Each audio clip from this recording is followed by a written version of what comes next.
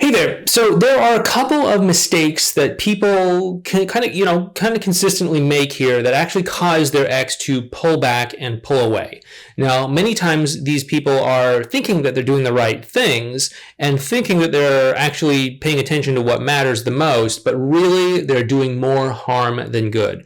So I want you to walk through this little journey with me of 5 big mistakes that you make that cause your ex to pull away. Some of these are going to be kind of surprising, and you might even find that you could be doing some of these yourself. Anyway, with that being said, let's go ahead and get into this.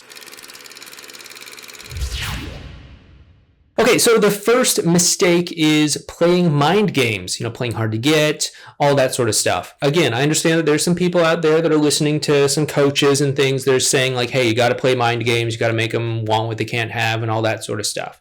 And although this can be good at getting some initial attention at first, we don't want to be doing this all the time. I get it though. If you've had a hard time figuring things out and getting something to work, you're like, okay, what worked last time? It was the mind games. It was the playing hard to get. It was the cryptic text message that I sent or whatever. But if you're just a one-trick pony in this whole thing, it's going to get really frustrating and really dull really fast. Okay, so don't think that you can just stand by these sorts of things and that they're going to work long term. One important thing to keep in mind is if your ex is relationship minded, if they want to be in a relationship, you have to view things in a certain way. That is to say, are the things that you're doing and saying, are those the things that someone that's in a great relationship would do? Or are those the things that someone who is not in a great relationship would do? Someone who's single, someone who's frustrated, right? And playing mind games, playing hard to get are not really the things that someone in a great relationship would do. Yeah, of course we get busy sometimes and we might actually be hard to get. That's fine. But if you're playing hard to get, if you're playing mind games, if you're using reverse psychology or something like that, that's not a foundation for a great relationship. It really isn't. And so if your partner is a relationship-minded person, they could start to see some of these things, especially if you're doing the whole one-trick pony thing. They could start to see these things and say, hey, I see what's going on here. I see the mind games. I see the reverse psychology. I see the playing hard to get. I see all of this sort of stuff. That doesn't look like you're ready to be in a relationship. I'm just going to cut and run and go be with this other person here who's open, who's ready to talk, who's vulnerable, who's emotionally available and all that sort of stuff.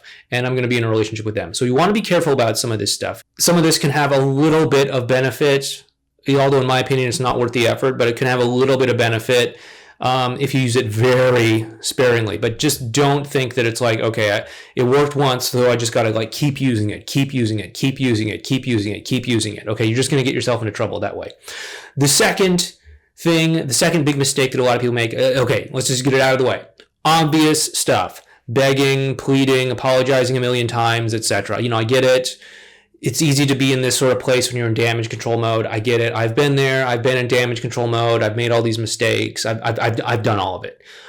Chances are you're not going to, shoot yourself in the foot to the point of no return unless you just completely lack any sort of awareness to realize what you're doing. Chances are you're probably not going to shoot yourself in the foot and go past the point of no return unless you just completely lack any sort of awareness of what you're doing or the effect that you're having on someone else. You can come back from a lot of this stuff. You really can. So if you've done any of this in the past, it's okay.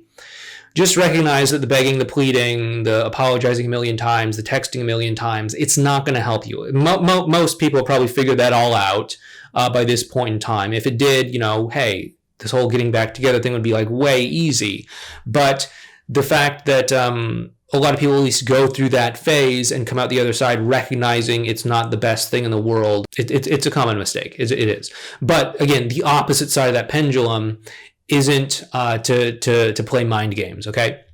The third thing here is analyzing your ex, analyzing them. I know there's a lot of things that people are looking at nowadays, attachment styles, love languages, secret men things, secret women things, all sorts of stuff. It's easy to get stuck in the rut of analyzing your ex. If you meet up with them, it's easy to analyze their body language and say, oh, well, they did this and they did this and they did this and they did this. What does that mean, right?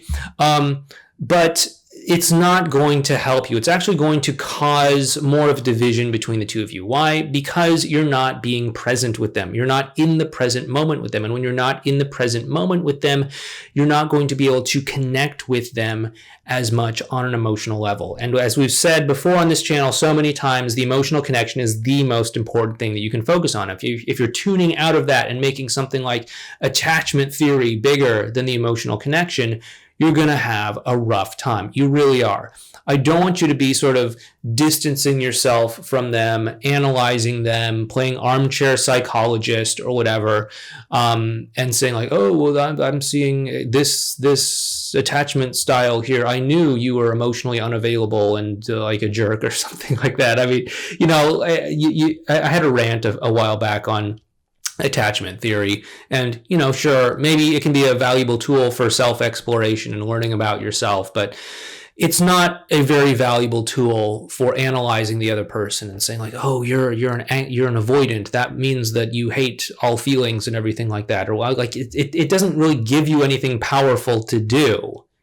It doesn't help you to have a clear path forward. Maybe I'm wrong. Again, drop your comments down below if you found understanding your partner's attachment style or something like that has been like really insightful and has helped you get closer to them. Maybe I'm totally wrong. Drop a comment down below. Before we go ahead though, please make sure you also hit the thumbs up button for this video if you like the video. And also, please make sure you subscribe to this channel as well too, so that you can get notified when we publish and upload new videos. Make sure you hit that bell icon next to the subscribe button too, so that you can get notified when we go live in the future as well too. I'd love to be able to chat with you in a live video at some point, but you're not going to necessarily know if I'm going live unless you are subscribed and hit that bell icon. The fourth big mistake that people do with their partner is they try to behave mysteriously. This is sort of like a subset of the mind game thing, but it's common advice that people hear out there. Be mysterious. Women love a mysterious guy. Guys love a woman who's mysterious, and it makes them think about them nonstop, right? The thing is most people don't know how to actually be mysterious in a positive way. Most people really don't. And when it comes to being mysterious, it really just comes off as being kind of boring. It's like, oh, what are you going to do this weekend? Oh, I don't know. I might just do some stuff. You think you're being mysterious, but it just sounds really dull. Or you got any plans this weekend? I don't know, maybe. I understand what people are going for with this, but people just don't really know how to be mysterious. And plus, it's also a subset of the mind game thing, so it has all of the problems of the mind games as well, too. So, if you're going to learn how to do something, at least learn how to do it the right way. Learn how to actually be mysterious in a positive way. Learn how to actually build an emotional connection. Learn how to actually tease or flirt things out a little bit to actually, build some emotional bonding there, build some connection, build some tension and all that sort of stuff. Not that you necessarily need to build, romantic tension because it's there between you and your partner anyway. But hey, if you're gone and you're just like all into that sort of stuff, at least learn how to do it the right way. And then the fifth big mistake that a lot of people make is using no contact as their only strategy. This is a big one. This is a huge one because pretty much everyone out there is saying like, hey, you got to do no contact. And again, don't get me wrong. There's a time and place for it, for sure. There's a time and place for using no contact, but I don't want this to be your one and only strategy that you use all the time. Because again, remember what I said before. If your partner is relationship minded, they're probably going to be looking at things like, hey, is this the behavior of someone who's ready to be in a relationship, or is this the behavior of someone who's like really shady, emotionally unavailable, and is not ready for a connection? And if you use no contact as your only tool, hey, we had a fight, I'm going to do no contact. Hey, I found out that you're in a rebound relationship, or I'm going to do no contact. Hey, we had an argument, I'm going to do no contact. Hey, you said you're confused and don't know what you want, I'm going to do no contact. If they start to see that, they're going to say, hey, this is the kind of person that when the going gets tough, they pull away. And is that a thing that someone would do if they're ready for a relationship, or is that the kind of thing that someone would do if they don't want a relationship? Maybe you need to do no contact because maybe you need to get out of damage control mode, or maybe you need to work on yourself, or maybe you need to, do whatever.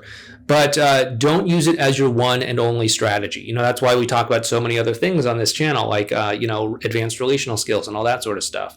By the way, if you do want to learn more about advanced relational skills to help you to actually expand your repertoire beyond just no contact, please check out this video series right here on advanced relational skills. It'll help you to actually connect with your ex in a new and more powerful way that'll make them think about you nonstop and make you be one of the most powerful connections that they've ever had with you. And with that being said, take care, and I'll talk to you next time.